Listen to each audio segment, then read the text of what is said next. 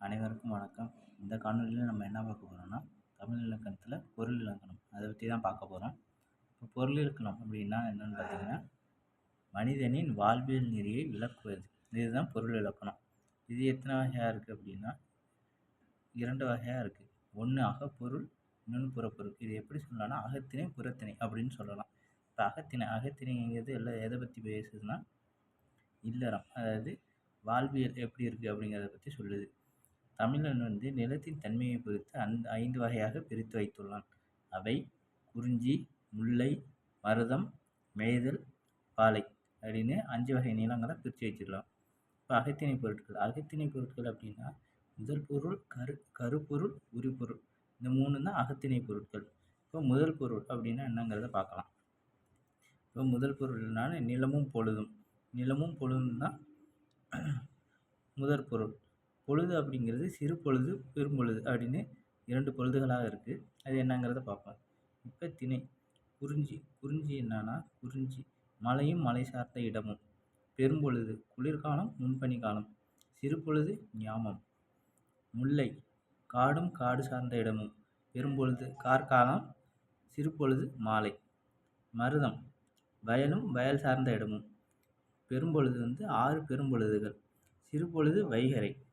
நெய்தல் கடலும் கடல் சார்ந்த இடமும். 6 பெரும்பொழுதுகள். சிறு பொழுது ஏற்பாடு அப்படிங்கிறது சூரியன் மறையும் நேரம்.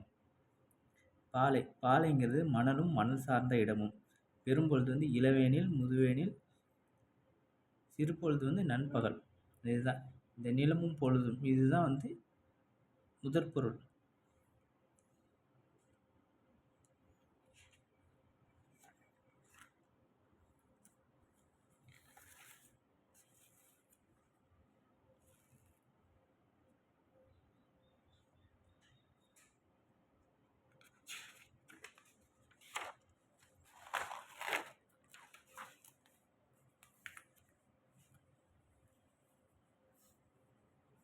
இப்போ பெரும்பொழுது, சிறு பொழுது அது என்னங்கிறத பார்ப்போம்.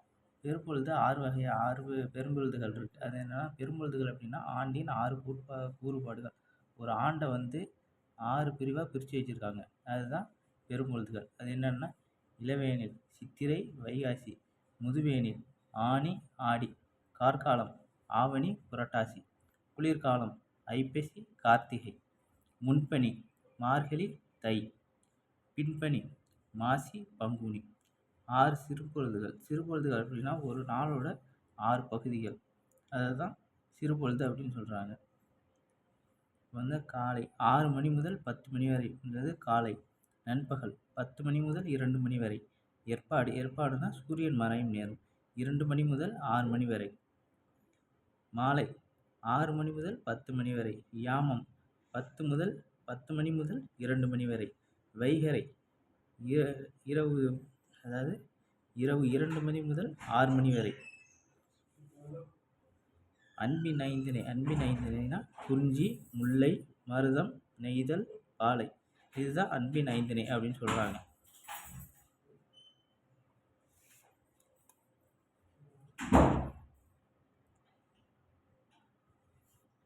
அடுத்தது பார்த்தீங்கன்னா கருப்பொருள் அப்படிங்கிறது என்னென்னா, திணை, மக்கள், கடவுள், தொழில் இதெல்லாம் அடங்கியது தான் கருப்பொருள். இப்போ என்னென்னா, குறிஞ்சி திணையிலேருந்து குறவர் குறத்தி.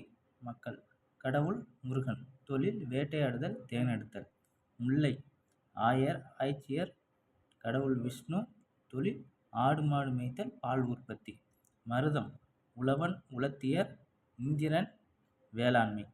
நெய்தல் பரதர் பரத்தியர், வருணன் மீன் பிடித்தல், உப்பு விற்றல். பாலை எயினர் எய்ச்சியர், கொற்றவை கொள்ளையடித்தல். அடுத்தது பார்த்திங்கன்னா, திணை ஊர் பறவைகள்.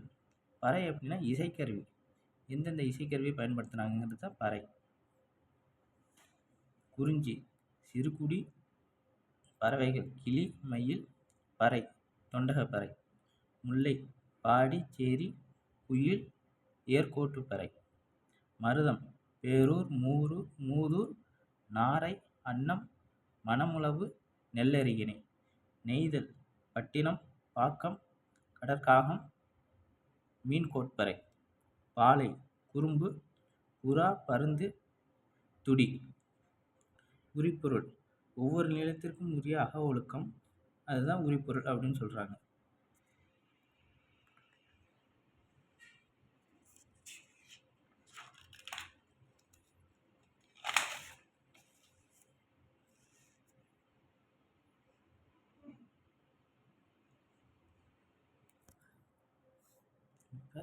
திணை அக ஒழுக்கம். குறிஞ்சி உணர்தலும் உணர்தல் நிமித்தமும். முல்லை இருத்தலும் இருத்தல் நிமித்தமும். மருதம் ஊடலும் ஊடல் நிமித்தமும். நெய்தல் இரங்கலும் இரங்கல் நிமித்தமும். பாலை பிரிதலும் பிரிதல் நிமித்தமும். அக ஒழுக்கம் அப்படிங்கிறது என்னன்னா, அக ஒழுக்கம்னா காதல், அதுதான் இப்படி சொல்றாங்க. இது வரைக்கும் நம்ம பார்த்தது என்னன்னா பொருள் இலக்கணத்துல அகத்திணை, அதை பற்றி பார்த்தோம். அடுத்து நம்ம பார்க்க போகிறது புறத்திணை. புறத்திணை அப்படிங்கிறது போர், வீரம் ஆகியவற்றை பற்றி கூறுவது. இது 12 வகைப்படும். அது என்னன்னா வெச்சித்திணை. வெச்சித்திணை அப்படின்னா ஆணிரை கவர்தல். ஆணிரைனா, ஆணிரை அப்படிங்கிறது ஆடு, மாடு அந்த மாதிரி உயிரினங்களை குறிக்கிறது தான் ஆணிரை அப்படிங்கிற சொல். அதை கவர்றது தான் வெச்சித்திணை. அப்போ கவர்றப்ப என்ன பூ அணிஞ்சிட்டு போவாங்கன்னா வெச்சிப்பூ. வஞ்சித்திணை. வஞ்சித்திணைங்கிறது மண்ணாசை கருதி போரிடுதல். அதாவது எதிரி நாட்டை போய் மண்ணாசை கருதி போரிடுனா இன்னொரு நாட்டை பிடிக்கிறதுக்காக போய் போரிடுறது. அப்போ போகிறப்ப என்ன பூ வச்சுருப்பாங்கன்னா வஞ்சிப்பூ. இது காஞ்சித்திணை. காஞ்சித்திணைங்கிறது எதிர் போரிடல். அப்படி மண்ணாசை கருதி போரிட வர மன்னரோட எதிர்த்து போரிடுதல், அதுதான் காஞ்சித்திணை. அப்போ போகிறப்ப என்ன பூ அணிஞ்சிருப்பாங்கன்னா காஞ்சிப்பூ. கரந்தை திணை. மீட்டல். மீட்டல் அப்படின்னா ஆணிரை கவர்ந்து சொன்னா வெச்சித்திணை, ஆணிரை கவர்தல். இந்த கவர்ந்து போன ஆணிரையை மீட்கிறது தான் இந்த கரந்தை திணை. அப்போ போகிறப்ப என்ன பூ அணிஞ்சிருப்பாங்கன்னா கரந்தை பூ. உமிங்கை திணை. மதில் வளைத்தல். உமிங்கை பூவை அணிஞ்சிட்டு போவாங்க. மதில் வளைத்தல் அப்படின்னா கோட்டையை வளைச்சிருந்து போர் புரியுதல். அப்போ உமிங்கை பூவை சூடிட்டு போவாங்க.